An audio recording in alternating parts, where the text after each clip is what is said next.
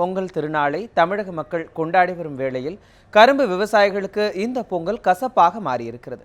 அதற்கான காரணம் என்ன என்பதை வாருங்கள் பார்க்கலாம். தமிழகத்தில் 2 அரசு கரும்பாலைகள், 19 கூட்டுறவு ஆலைகள், 20க்கும் மேற்பட்ட தனியார் சர்க்கரை ஆலைகள் உள்ளன. 3 லட்சத்திற்கும் மேற்பட்ட கரும்பு விவசாயிகள் உள்ளனர்.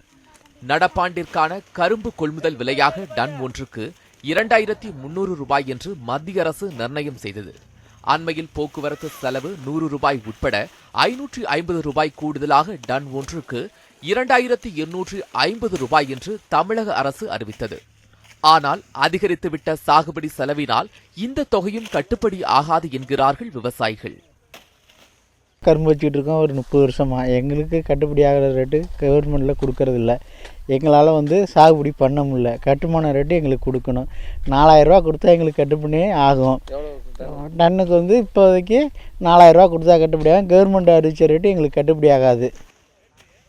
கடந்த ஆண்டு அரசு நிர்ணயம் செய்த கொள்முதல் விலையை பெரம்பலூரில் உள்ள தனலட்சுமி சீனிவாசன் சர்க்கரை ஆலையை தவிர பெரும்பான்மையான தனியார் மட்டுமின்றி சில கூட்டுறவு ஆலைகளும் விவசாயிகளுக்கு கொடுக்கவில்லை. சுமார் 1000 கோடி ரூபாய் வரை நிலுவை வைத்துள்ளன.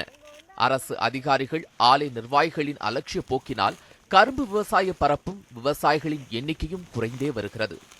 குறிப்பாக கரும்பு விவசாயம் கசக்கிறது என்கிறார்கள் விவசாய சங்க தலைவர்கள். மத்திய அரசு டன்னுக்கு 2300 தமிழக அரசு அதோடு 550 ரூபா 100 ரூபா வண்டி வாடகையும் சேர்த்து 2850 ரூபா அறிவித்துள்ளது.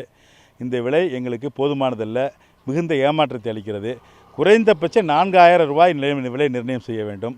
கடந்த 3 ஆண்டுகளாக இவர்கள் அறிவிக்கின்ற அந்த 300 ரூபாய் 500 ரூபாய் எந்த ஒரு பைசா கூட எங்களுக்கு விவசாயிக்கு சேரலை. 2013, 14, 15, 16 வரைக்கும் இது வரைக்கும் எந்த நிலுவைத் தொகையும் அவங்க கொடுக்கல. கிட்டத்தட்ட 3000 கூட எங்களுக்கு கொடுக்க வேண்டியிருக்கு.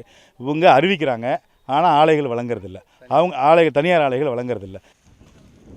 விவசாயிகளின் வாழ்வாதாரத்தை காக்க உடனடியாக கொள்முதல் விலையை டன்னிற்கு 4000 ரூபாயாக நிர்ணயம் செய்ய வேண்டும். அரசு மற்றும் கூட்டுறவு சர்க்கரை ஆலைகளில் நவீன வசதிகளை ஏற்படுத்தி அரவை திறனையும் கொள்முதலையும் அதிகரிக்க வேண்டும் என்கின்றனர் கரும்பு விவசாயிகள். ஊருக்கெல்லாம் இனிப்பை கொடுக்கின்ற கரும்பு விவசாயிகளின் கசப்பு போக்கப்பட வேண்டும். குறிப்பாக கரும்புக்கான கொள்முதல் விலையை இன்னும் அதிகப்படுத்த வேண்டும். விலையை நிர்ணயம் செய்தால் மட்டும் போதாது, நிர்ணயிக்கப்படுகின்ற அந்த விலையை தனியார் ஆலைகள் விவசாயிகளுக்கு கொடுக்கின்றனவா என்பதை கண்காணிக்க வேண்டும்.